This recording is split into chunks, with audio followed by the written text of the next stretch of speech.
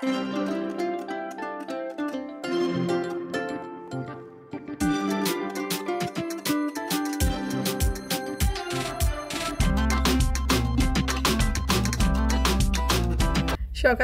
ঘুম থেকে ওঠার পর আমার সংসারে যে দুইটা কাজ আমার কাছে মনে হয় সবচেয়ে গুরুত্বপূর্ণ সেটা হচ্ছে সকালে বাসি ঘরটাকে ঝাড়ু দেওয়া আর এই যে ডাইনিং টেবিলটাকে একবার একটু মুছে নেওয়া। তার কারণ হচ্ছে রাত্রিবেলা স্বপ্নিলের পাপা যেহেতু সবার শেষে রাতের খাবারটা খায়, ও আর কি রাত্রে খাওয়া দাওয়ার পরে সিঙ্কে থালা বাসনটা রেখে ডাইনিং টেবিলটাকে মুছেই রাখে, কিন্তু তারপরেও আমার মনে হয় যে সকালবেলা আর একবার একটু মুছে রাখি। তারপরে রান্নাঘরে কিছু কাজ ছিল, সেগুলোকে সেরে চলে আসছি রুমে। তো এখানে হচ্ছে স্বপ্নিলকে পরাচ্ছি আর কিছু জামা কাপড় ধোয়া ছিল, সেই জামা কাপড়গুলোকেও ভাঁজ করে নিচ্ছি। তো এইগুলোকে আসলে ভাঁজ করার কাজগুলো আমি বেশিরভাগ সময় যখন হচ্ছে স্বপ্নিলকে পরাই তখন এই কাজগুলোকে করে নিই। আসলে আলাদাভাবে সেইভাবে সময়টা আর কি হয়ে ওঠে না, তো এই কারণে এই দুইটা কাজ একসাথে করে নিই। হ্যালো এভরিওয়ান, নমস্কার। কি অবস্থা, কেমন আছে সবাই? আশা করছি খুব খুব ভালো আছে সবাই। আমরাও ভালো আছি তোমাদের আশীর্বাদে, ঈশ্বরের কৃপায়। আর তোমরা যে যেখান থেকে আমার ভিডিওটা দেখছো তোমাদের সবাইকে অনেক অনেক ওয়েলকাম। আশা করছি ভিডিওটা ভালো লাগবে তোমাদের। যদি ভিডিওটাকে ভালো লাগে অবশ্যই পুরো ভিডিওটার সাথেই থেকো। আর যারা নতুন আছো, আজই আমার প্রথম ভিডিওটা দেখছো, যদি কোথাও এতটুকু ভালো লেগে থাকে অবশ্যই চ্যানেলটাকে সাবস্ক্রাইব করে আমার পাশে থেকে আমাকে উৎসাহ দিও। তো এই জামা কাপড়গুলো গতকাল ধুয়ে দিয়েছিলাম, কিছু ছিল স্বপ্নিলকে কোচিং থেকে আসার পর প্রতিদিনই আর কি যেগুলো পরে যা হয় ওগুলোকে ধুয়ে দিই, আর কিছু হচ্ছে দুপুরে স্নান করার সময় আর কি ধুয়ে দিয়েছিলাম। তো ওগুলোকে ভাঁজ করে নিলাম আর এখন বিছানার চাদরটাকে চেঞ্জ করে নেব। তো এই যে বালিশের কভারটা দেখছো, আমি এই বালিশের হচ্ছে একটা তুলার কভার থাকে আর উপরে আরেকটা কভার দিয়ে রাখি। আর এই যে আরেকটা কভার যেটা হচ্ছে বিছানার চাদরের সাথে ম্যাচিং করা থাকে। আর বালিশের যে ভিতরের কভারটা থাকে সেই কভারের যে মুখটা থাকে, তো উপরের যে কভারটা দিই তার উল্টা দিকেই আর কি মুখটাকে দিই যাতে কভারটা খুলে না আসে। আজকে এই বিছানার চাদরগুলোকে আর ধুয়ে দিব না, তার কারণ হচ্ছে আমাবতীর মধ্যে নিয়ম আছে যে মানে কাপড় চোপড় আর কি ধুতে নেই, তারপর নখ কাটতে নেই, চুলে শ্যাম্পু দিতে হয় না, তারপর আরও নানা রকম খাওয়া দাওয়া করতে হয়, যেমন ইলিশ মাছ খেতে হয়, তারপর ইলিশ মাছের মাথা দিয়ে কচু শাক রান্না করে খেতে হয়, মিষ্টান্ন রান্না করে খেতে হয়, মানে হাজারটা নিয়ম। আর যারা হচ্ছে বয়স্ক বা বিধবা যারা আছেন তো তাদের তো অনেক কঠিন নিয়ম পালন করতে হয়। তো আজকে ভাবছি যে মিষ্টান্ন তো রান্না করব, কারণ 2 দিন আগে আর কি ইলিশ মাছ একটু রাত্রে জাল দিয়ে খেয়ে নিয়েছিলাম, তো মিষ্টান্নর কথা আর কি মনে ছিল না। মা আর কি গতকাল রাত্রে ফোন দিয়েছিল, ফোন দিয়ে বললো যে আসলে মিষ্টান্নটা রান্না করে খেয়েছি কিনা আমাবতীর মধ্যে। তো আমি বললাম না, আমার তো মনেই নেই। তা মা বলতেছে দুধটা পাঠিয়েছি, কালকে রান্না করে খাস। তো সেই দুধ দিয়ে আজকে ভাবলাম যে মিষ্টান্নটা রান্না করব।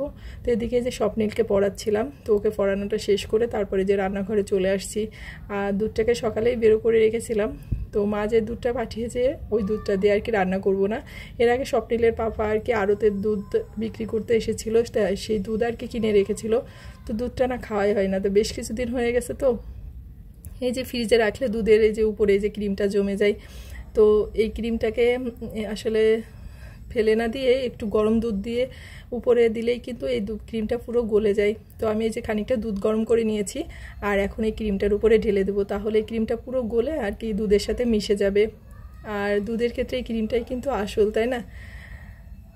আর আমরা সবসময় আসলে প্যাকেটের দুধগুলো ব্যবহার করি, আর মা বাড়ি থেকে যে দুধটা পাঠায় সেই দুধটাকে তো ছেঁকে তারপর বোতলে ভরে দেই, এ কারণে আর কি খুব একটা মানে দুধটা ছেঁকি না।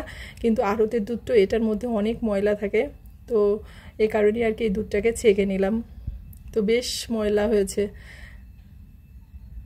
আর এই যে দুধটা দিয়ে এখন এই দুধটাকে ভালো করে জাল দিয়ে নিব। আর আমার শাশুড়ি মা কী করেন, মিষ্টান্ন রান্না করার সময় যে চালটা দেন ওই চালের মধ্যে একটু ঘি মাখিয়ে দেন। তো ঘিটা মাখালে কি হয় আমি জানি না, তো আমার শাশুড়ি মায়ের কাছ থেকে আমি এটা শিখেছি আর কি, মিষ্টান্ন যে চালটা সেটা আর কি ঘি মাখিয়ে মিষ্টান্নটা রান্না করা। তো এখন আমি যে ঘি দিয়ে আর কি চালটাকে ভালো করে মাখিয়ে নিলাম, আর আমি চালটা আগে ভালো করে ধুয়ে তারপরে জল ঝরিয়ে রেখে দিয়েছিলাম। তো এখন এই যে দুধটা ফুটতেছে, তো এর মধ্যে আর কি চালটা দিয়ে দিলাম, আর খুবই অল্প পরিমাণে আর কি মিষ্টান্নটা রান্না করব, একবারের মতো হয় আর কি সবার সেরকমই, কারণ মিষ্টান্ন খাওয়ার লোকের খুবই স্বল্পতা বাসায়, মানে কেউই সেইভাবে খুব একটা মিষ্টি টিষ্টি পছন্দ করে না। তো এই যে চালটাকে দিয়ে দিলাম, আর মিষ্টান্নটা তো কীভাবে রান্না করতে হয় সবাই জানো। আর আজকের মিষ্টান্নটা হচ্ছে আমি খেজুরের পাটালি দিয়ে রান্না করতেছি, তো শীতের দিন তো বাবা গুড় আর পাটালি পাঠিয়েছিল। তো অন্যান্যবার কী করি, এটাকে বাইরে রেখে দিই, আর বাইরে রেখে দিলে কি হয়, এটা গন্ধ হয়ে যায়। তো এবার হচ্ছে ডিপে রেখে দিয়েছি ফ্রিজে। তো পাটালিটা একদম সিজনে যেরকম পাটালি হয় না, সেরকমটাই আছে, সুন্দর ফ্লেভার, একটু গন্ধ হয় নাই, কোনো কিছু হয় নাই। তো এই যে পাটালিটা দিয়েই আর কি রান্না করে নিলাম। আর পাটালিটা একটু বেশি পরিমাণেই দিয়ে দিয়েছি, সে কারণে আর কি চিনি দেওয়ার প্রয়োজন হলো না। তবে পরে মনে হচ্ছিল একটু চিনি আর পাটালিটা দিয়ে একসাথে রান্না করলে বেশি ভালো হতো। আর আমার মিষ্টান্ন রান্না করার পরে যে উপরে একটা সরের মতো পড়ে না, এটা যে কি ভালো লাগে জানো না। তো এই যে খেজুরে গুড়ের কারণেই লাল লালটা হয়েছে মিষ্টান্নটা। তো এখন হচ্ছে ঢেলে নেব। তারপর দুপুরে রান্না করেছি, খাওয়া দাওয়া করেছি, স্নানটা করে নিয়েছি অফ ক্যামেরায়, সেগুলো আর তোমাদের সাথে শেয়ার করলাম না। তো এখন হচ্ছে স্বপ্নিলকে নিয়ে কোচিংয়ে যাব। তো তার আগে ভাবলাম একটু মিষ্টান্ন খেয়ে যাই। তো আর কি ভাইকেও বেড়ে দিলাম। তো ভাই আর কি খাবে না, ও ফ্রিজে রেখে ঠান্ডা করে খাবে, আর আমিও একটু খেয়ে নেব। তো আমার আর কি মিষ্টান্ন রান্না করলে বা দুধের কোনো জিনিস রান্না করলে পাতিলের নিচে যেটা থাকে না, চারিপাশে লেগে থাকে, সেটা খেতে বেশি ভালো লাগে। তো ভাবলাম একটু সেটাই খাই।